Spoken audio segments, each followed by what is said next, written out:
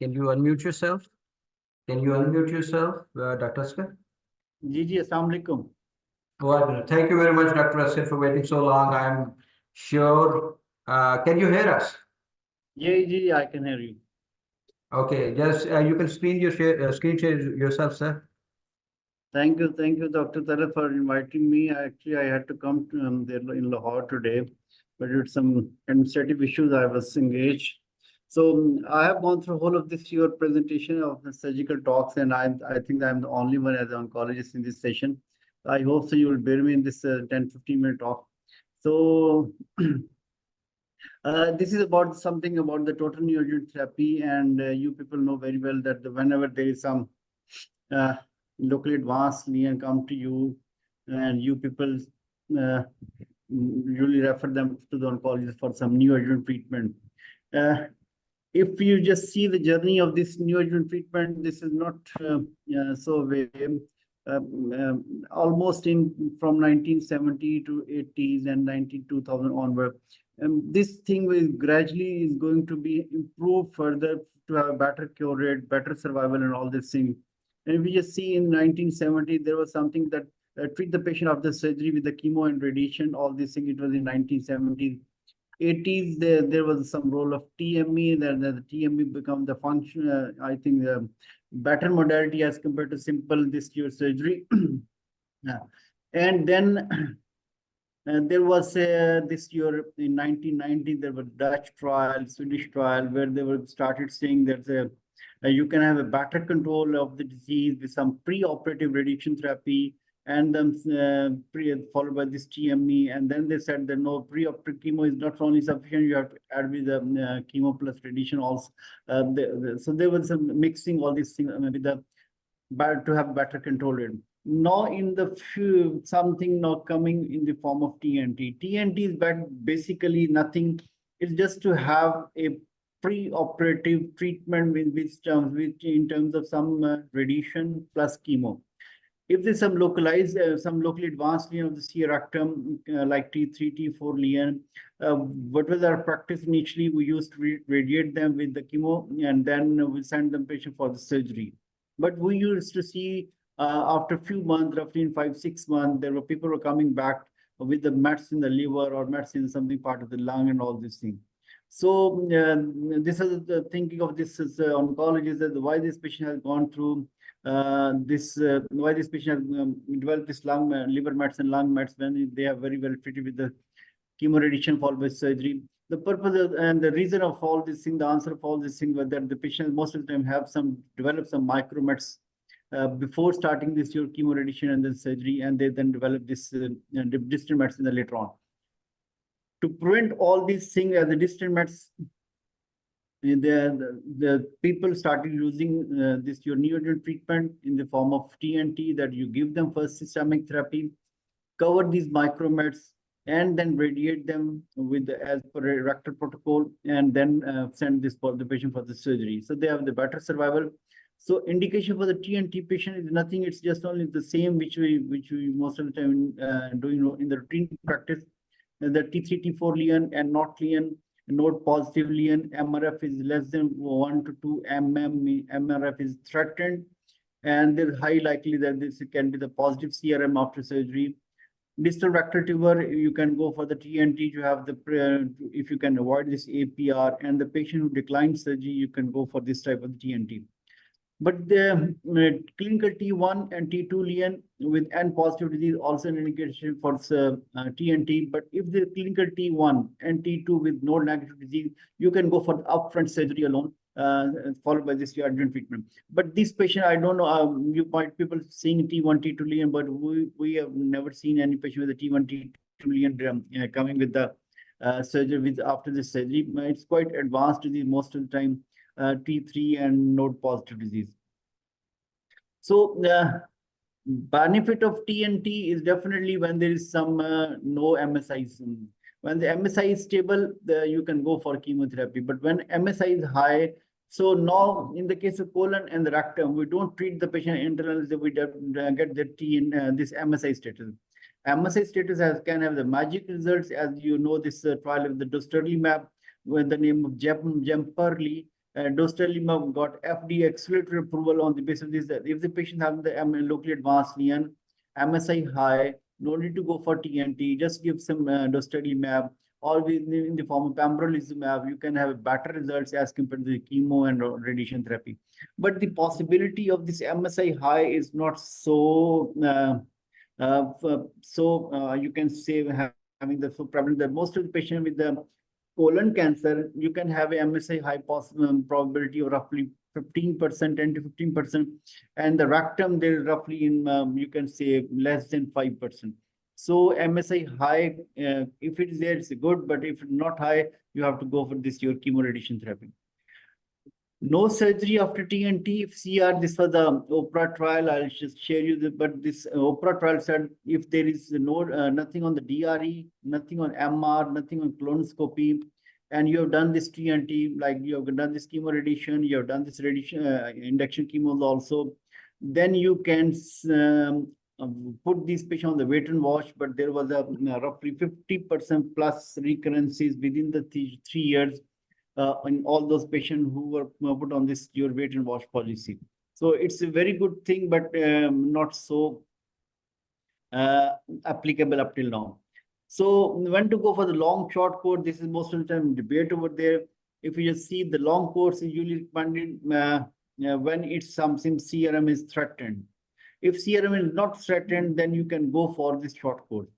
In the long course, you have to add this chemotherapy. In the short course, you don't have to add this chemotherapy.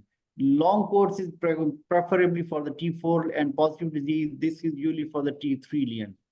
Or M1 with the symptomatic primary lesion, you can go for the short course also. Long course, you can say it takes roughly 5 to 6 weeks. Short course takes just only 1 week radiation. It's a 25 gray in 5 fraction. And this is roughly 50 plus gray in 25 to 30 fraction. So here dose per fraction 5 gray per fraction. Here dose per fraction is roughly 1.8 to 2 gray per fraction. So they both have somewhat plus minus same results. But if you're planning for the T4 lesion and positive, it's better to go for the long course radiation therapy. These are some different German trial, and they have treated this patient with long and short course. The results were plus minus same, both at 5 years. This is the OPRA trial, very famous trial published in JCO 2022.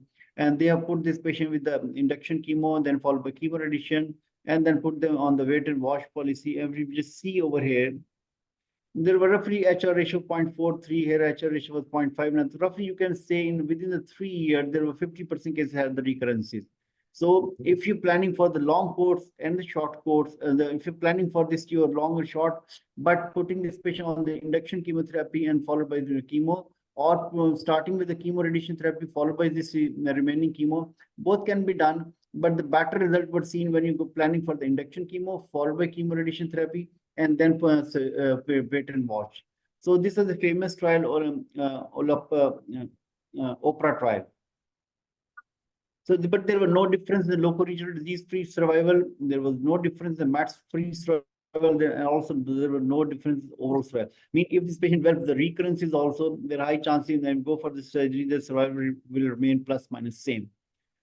But if the patient is on the TNT protocol and you are treating with some chemo radiation followed by surgery, there was a chance that you can have a 30% pathologically complete response versus 15%.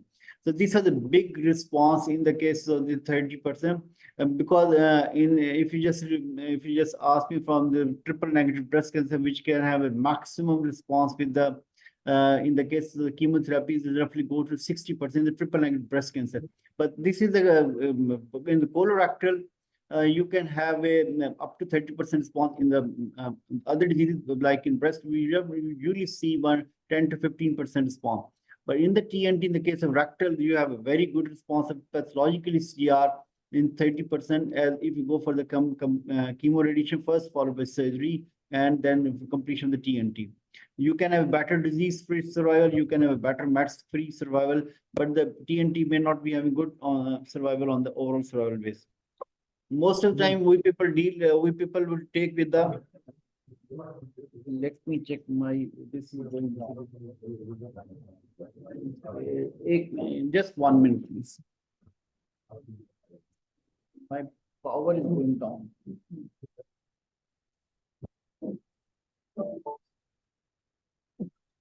So my power is going down. I have to add this power.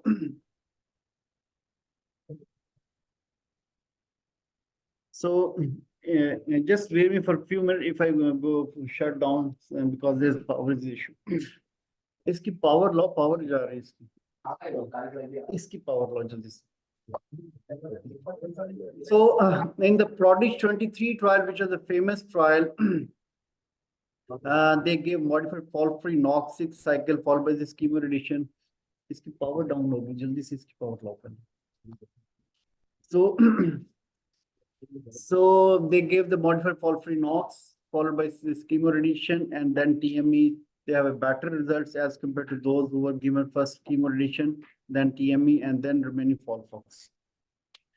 We usually follow this Prodigy 23 trial in our routine practice. We give fault-free knocks and then go for the chemo radiation onward. Yes, so it's safe now. So Rapido trial, famous trial where they gave this neoadjuvant chemo radiation followed by this year short course and long course, and the result for plus minus same. So what should be the sequence? Chemo radiation, then surgery, or chemo radiation plus chemo plus surgery? Both are equally good. Preferably, if the locally advanced, you will go for the CCRT first, then the chemotherapy. Okay. So if I just going to summarize this, that if the TNT is a standard of care, all those centers are treating the cancer of the rectum, they are treating just like with the TNT protocol. Clinical T1 and T2 lesion only is the option for if the surgeon patient sees such patient initially with the T1, T2 lesion, go for the surgery alone. Otherwise, then chemo radiation. If patient is not willing for surgery after TNT, we have to explain that the 50% chance of recurrence is within the 3 years. And any sequence of the TNT can be adopted. So I think this is the last slide from my side. This is my center where I'm working with. So thank you very much, and thank you, Dr. Talal. I'm really sorry I would have come to you. Otherwise, next time we will call you. I'll inshallah definitely come to you. Thank you very much. Thank you, sir. Thank you, Dr. For your kind word. Sir, we'll be starting the panel discussion and the question answer session. So audience, do you have any questions regarding the total neoadjuvant therapy? So sir, I would like to ask what is the complete response rate at your center after neoadjuvant therapy? If you just see me, if you're treating with the pathological, this fault-free knocks, we have not seen any patient having the complete pathological response. This was reporting the 30%, but truly speaking, we haven't seen any pathologically complete response with this year TNT up till now. But we have seen the patient like this, all those patients who were treated with the chemo radiation, this year TNT, and put on observation. We can recall our 3 patients who were put on observation. Out of 3, 2 developed recurrence within 2 years, and 1 yet has not come back. I think they might have gone somewhere else. But wait and watch policy up till now is not so successful in our scenario. So we do refer them for the surgery, and pathologically CR we haven't seen up till now even with this good TNT protocol. Thank you, sir. Dr. Amir? So my question will be for you. What is your take on observation versus surgery after CR, complete response after neoadjuvant? So what is your take on this? Do you prefer wait and watch policy, or you go ahead with the surgical resection? Thank you.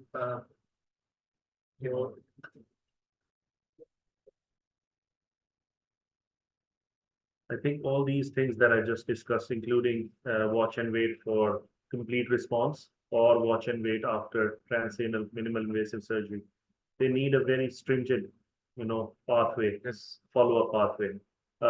Right now, all the students sitting here, obviously, we are working in a certain environment. I think if we just, we should aim for idealism, but right now there are realities as well. I think follow-up is a huge problem in Pakistan, not just at the end of medical facility, but at patient's end as well. Financial reasons, social reasons, personal understanding, illiteracy, so many factors. So from that end, I think we are too far away from that practice at the moment. In our setup, I didn't think watch and wait. It needs a lot of counseling. Yes. A lot of patient counseling, regular follow-ups. You have to see them probably 3 each time in your setup or something like that. Then only there might be motivation enough for them to come to you. Because these patients need regular follow-up. And I actually couldn't share, or maybe I shared that study, that in 2001, there was a paper published, I think in Lancet, where they showed that patients had minimal invasive or chemo response. But after years, there was a huge difference between radical surgery and in minimal invasive surgery. And that was because they never followed up their patients, even in American setups. So you compare that with us, and that makes, tells you the story. So yes, it's promising. Nobody wants to, ask their patients, okay, we're going to remove all your rectum.